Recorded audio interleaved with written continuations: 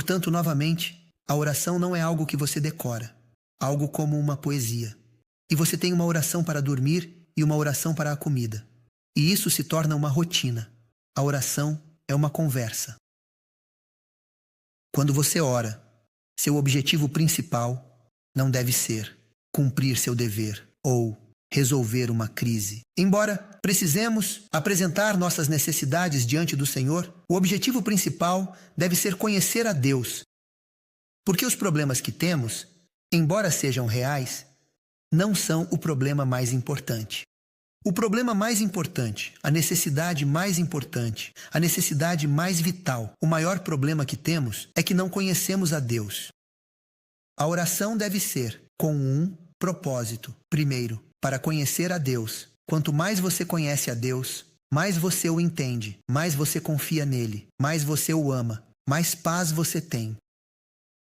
Quando você tem um grande problema, isso diz que você tem um Deus pequeno. Não, que se você tem Deus, não tenha problemas. Você tem problemas, mas você conhece Deus. Você sabe que Ele está no controle. Você sabe que Ele tem poder, que Ele te ama.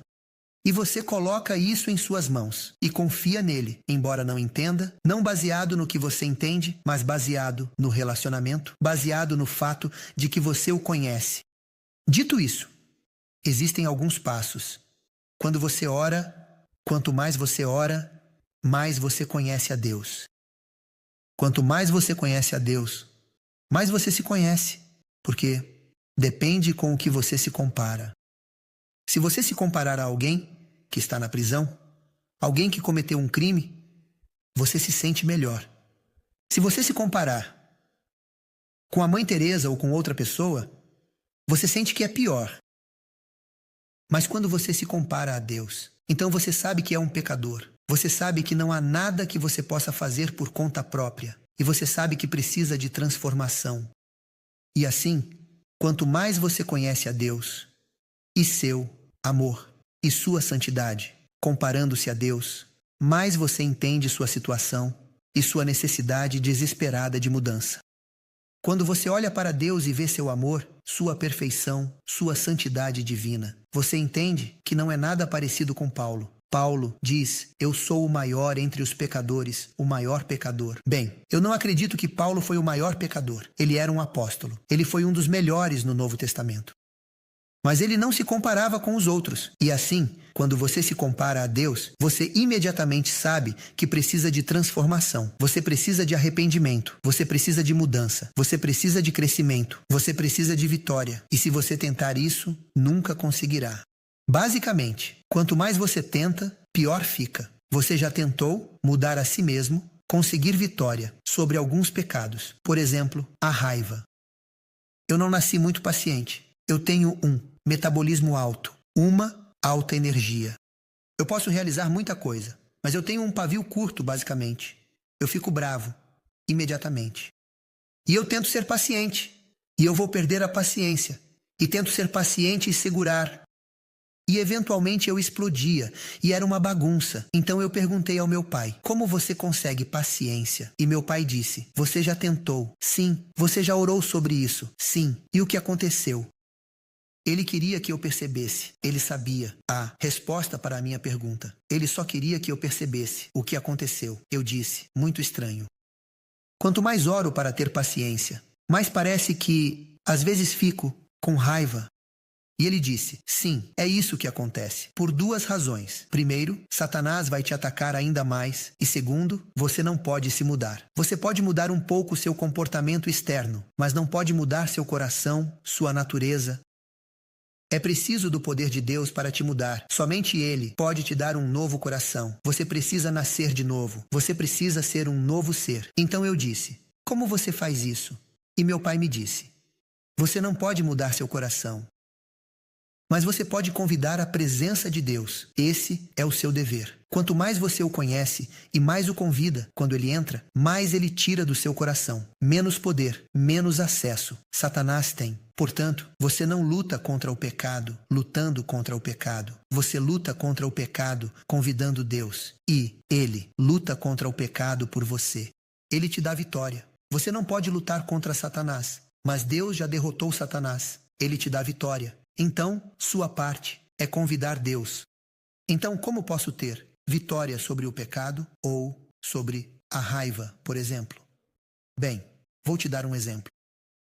Quando eu era jovem, na 7ª ou 8ª série por aí, eu não fiz nada de errado. Eu não usei drogas, nem álcool, nem fumei, nem roubei, nem matei. Eu não saí com garotas. Mas eu tinha alguns amigos que não eram boas pessoas. Eles se encontrariam juntos, contariam piadas terríveis, piadas ruins e sujas. E não só isso, mas eles bebiam juntos, fumavam juntos e depois se aproximavam das garotas que estavam voltando do trabalho para casa. E nos encontraríamos em um lugar, próximo a um pequeno parque e algumas lojas. E enquanto as meninas voltavam do trabalho para casa à noite, elas assobiavam: "Olá, ei, beleza, pare por um segundo, vamos conversar." E eu diria: "Deixe-os em paz. Ei, fique de boca fechada se você quiser fazer parte do nosso grupo." E eles assobiavam para as meninas e de vez em quando empurravam uma menina e a chamavam por nomes feios e eu não me sentia confortável. Mas, para ser aceito pelo grupo, quando eles contavam uma piada suja, eu ria e então contava uma piada e depois ficava em silêncio. E, uma noite, eles realmente... "Tente agarrar uma garota." E eu disse: "Deixe-a em paz, deixe-a em paz." E eu comecei a defendê-la. "Ei, é uma coisa dizer uma palavra, mas é outra coisa tocá-la. Deixe-a em paz. Ei, deixe-nos em paz. Se você não gosta, vá para casa." E eles a deixaram sozinha. A menina começou a andar. E eles começaram, se viraram da menina, se viraram para mim. E eles começaram a me zombar, a me chamar de nomes e a rir, dizendo que sou estúpido, que sou fraco e que não sou como eles.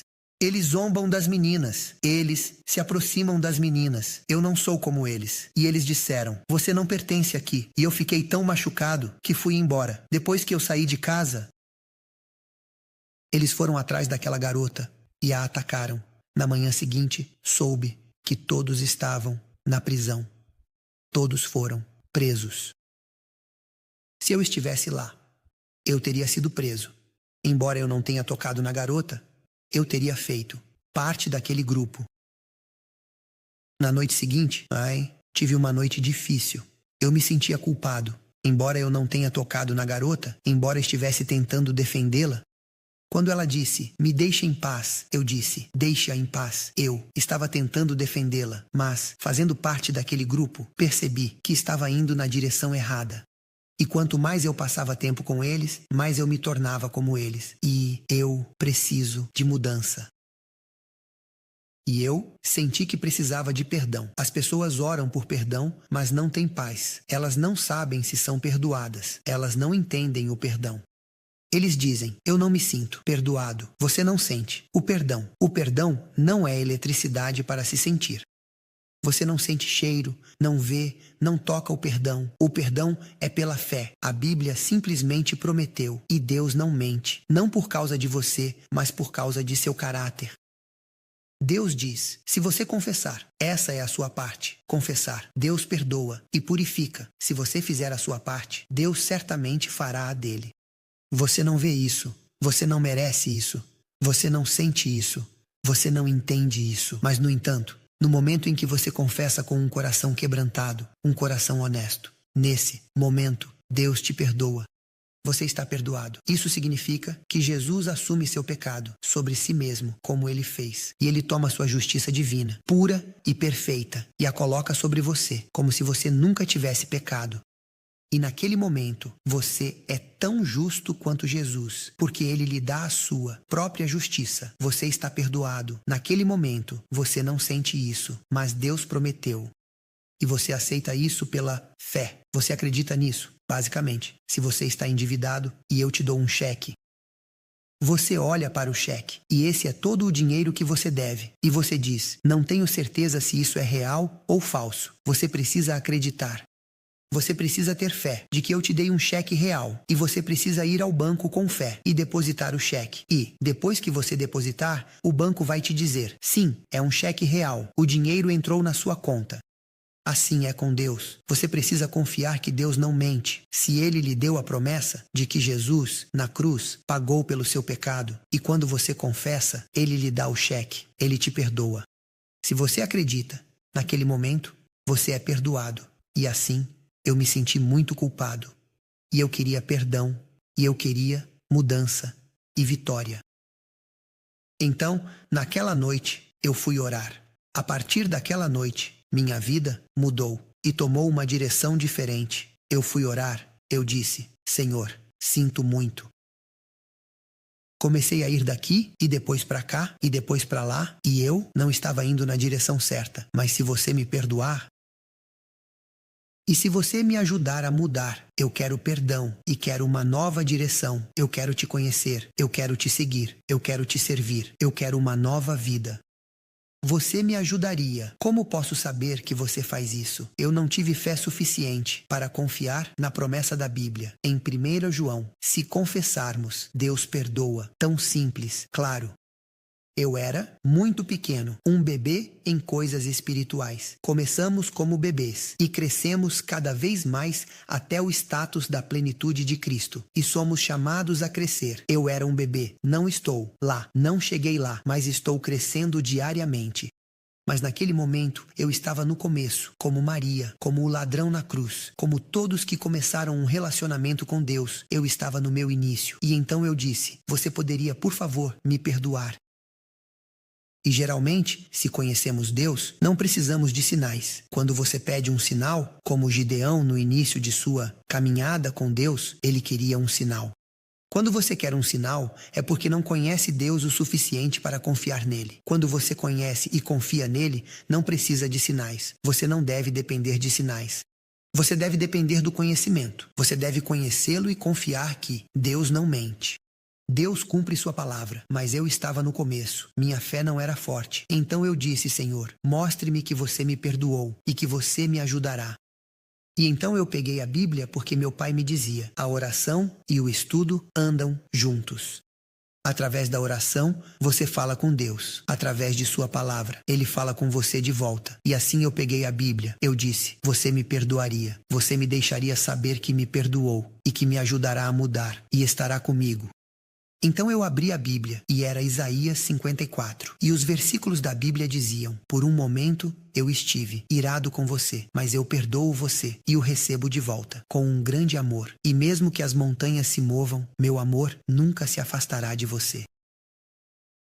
Estarei com você, sempre. Você nunca está sozinho. E assim por diante. Naquele momento, eu soube que Deus realmente está lá. E Ele me ouve, e Ele me ama, e Ele me perdoa, e Ele me ajuda. A partir daquele momento, decidi todos os dias, em vez de me concentrar nos meus amigos ou na minha vida, começar o dia com Deus, com oração e estudo, e então pedir pela sua presença. Continue chamando sua presença para permanecer conectado, para orar continuamente. Não que eu esteja de joelhos, mas que eu estaria conectado ao longo do dia. Eu estaria em relacionamento com Deus para ter certeza de que o conheço, para ter certeza de que sigo o seu plano. E a partir daquele momento, eu não mudei instantaneamente. Eu sou um santo. Não. Mas a partir daquele momento, a direção mudou. Em vez de descer, ao me conectar com Deus, as coisas começaram a subir. Foi um processo lento. As crianças não crescem rápido, mas foi um processo contínuo.